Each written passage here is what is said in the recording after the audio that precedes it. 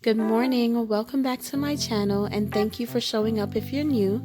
Today we're making cornmeal porridge. I'm starting off with 1 cup of almond milk and 1 stick of cinnamon in my pot to heat up. Traditionally, this is made with evaporated milk and condensed milk, but because we have milk allergies, I'm using almond milk, which is a nut milk. Now we don't want to let the milk come to a complete boil, but we just want it to heat up. And then I'm going to add a pinch of salt. If you have vanilla essence, feel free to add maybe like a teaspoon of it. I totally forgot to add the vanilla essence into my pot, but as you can see, the dish will still turn out well if you have it or not.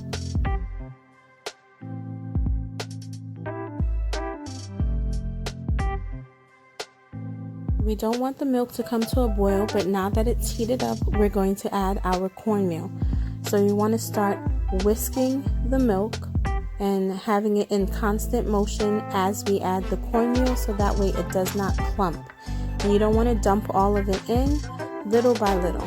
So I actually portioned out a 1/4 cup of cornmeal, and I used about half of it, which is 2 tablespoons of cornmeal for this 1 cup of almond milk.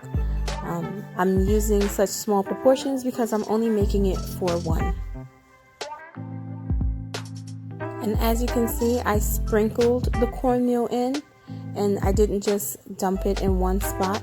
If you dump it in, it will form into one big clump, and we don't want clumpy or lumpy porridge.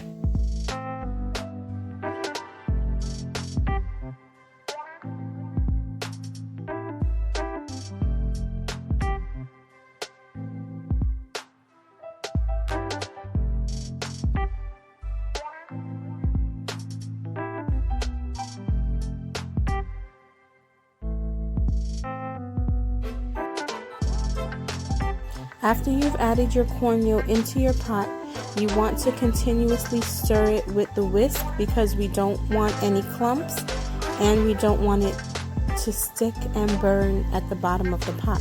So keep the liquid, keep the porridge in continuous motion.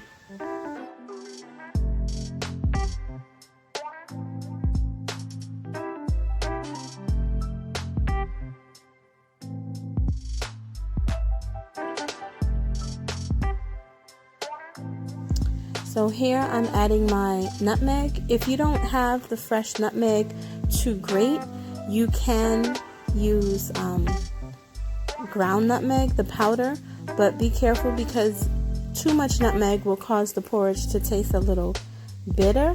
So a little goes a long way. You add a little bit and taste it, and then you can always add more.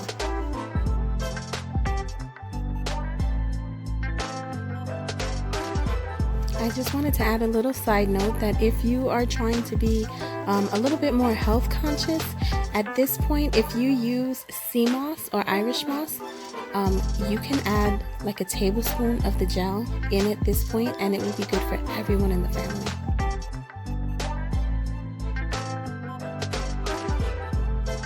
Okay, so we're almost done. One of the last ingredients that we need to add is sugar. I like to use brown sugar. You can use white sugar if that's what you have. And traditionally, it's sweetened with condensed milk.